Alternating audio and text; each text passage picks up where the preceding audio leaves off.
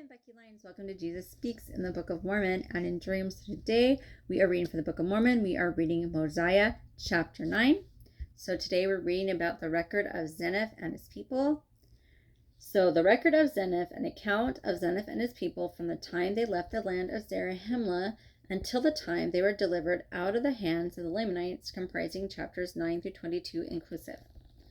Zeniff leads a group from Zarahemla to possess the land of Lehi Nephi. The Lamanite king permits them to inherit the land. There is a war between the Lamanites and Zeniff's people. I, Zeniff, having been taught in all the language of the Nephites, and having had a knowledge of the land of Nephi, or the land of our father's first inheritance, and having been sent as a spy among the Lamanites, that I might spy out their forces, that our army might come upon them and destroy them. So Zeniff was a Nephite, and the Nephites sent him out to go spy among the Lamanites to spy out how many forces they had, so that the Nephites' army could go and destroy and kill the Lamanites. And then after that it says, but when I, Zeniff, saw that which was good among them, I was desirous that they should not be destroyed. So when Zeniff saw the Lamanites and he saw they were good and they're doing good, and he's like, man, I don't want to kill and destroy these people. So Zeniff was saying he was sent to go and spy on the Lamanites in order to know how to best attack them and how to best kill and destroy them. So once he saw them and saw that they were doing good, Zeniff changed his mind and he thought, well, I actually don't want to kill the Lamanites and destroy them. And then we left off in verse 2. Therefore I contended with my brother in the wilderness, for I would that our ruler should make a treaty with them.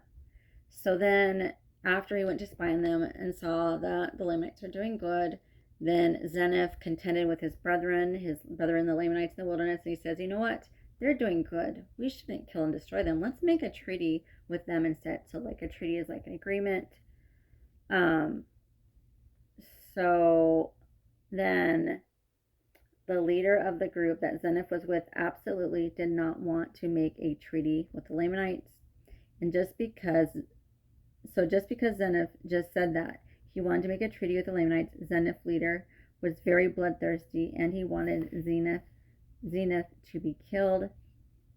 And so, okay. So I went ahead and read what we're going to talk about in the next verse. So anyway, then Zeniff talked to his brothers in the wilderness, said he wanted to make a treaty with them. And I'll read that. I'll just read 2 again. Therefore I contended with my brother in the wilderness, for I would that our ruler should make a treaty with them. But our ruler, being an austere and a bloodthirsty man, commanded that I should be slain. But I was rescued by the shedding of much blood, for father fought against father, and brother fought against brother, until the greater number of our army was destroyed in the wilderness, until we returned. Those of us were spared to the land of Zarahemla. So I'm just going to read that over again. Zeniff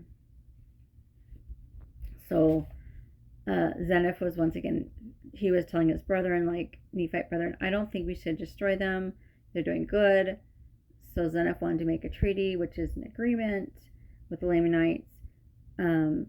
And then the leader of the group of Zeniff, he absolutely did not want to make a treaty with the Lamanites. And just because Zeniff just said he wanted to make a treaty with the Lamanites, then Zeniff's leader was very bloodthirsty and he wanted Zeniff to be killed. That's what's going on right there. And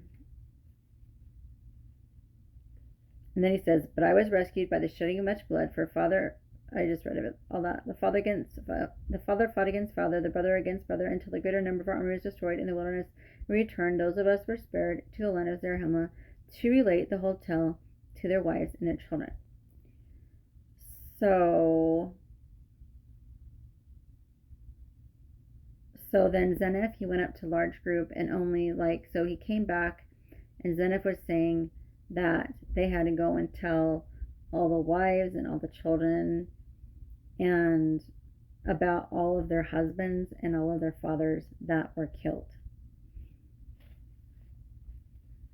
And verse 3, and yet I, being overzealous to inherit the land of our fathers, collected as many as were desirous to go up to possess the land, and we started again on our journey into the wilderness to go up to the land.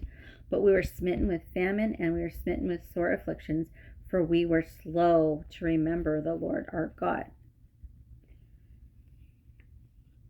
So Zeniff understands now that they were smitten with sore afflictions and famines because they were slow to remember the Lord their God, and they didn't obey the Lord when the Lord their God told them what to do.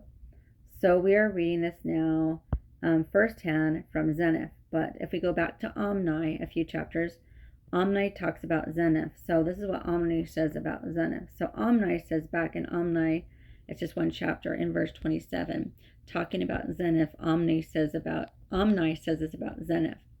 Zeniff was a strong and a mighty man and a stiff-necked man, wherefore he caused a contention among them, and they were all slain. So they're all killed except 50. So let's go back to where we left off. So verse 4, nevertheless, after many days wandering in the wilderness, we pitched our tents in the place where our brethren were slain, which was near to the land of our fathers. And it came to pass, I went again with 4 of my men into the city, in unto the king, that I might know of the disposition of the king, that I might know if I might go in with my people and possess the land in peace. And I went in unto the king, and the king covenanted with me that I might go to possess the land of Lehi, Nephi, and the land of Shiloh. And he also commanded that his people should depart of the land, and I and my people went into the land, and that we might possess it. And we began to build buildings and to repair the walls of the city, yea, even the walls of the city of Lehi, Nephi, even the city of Shiloh.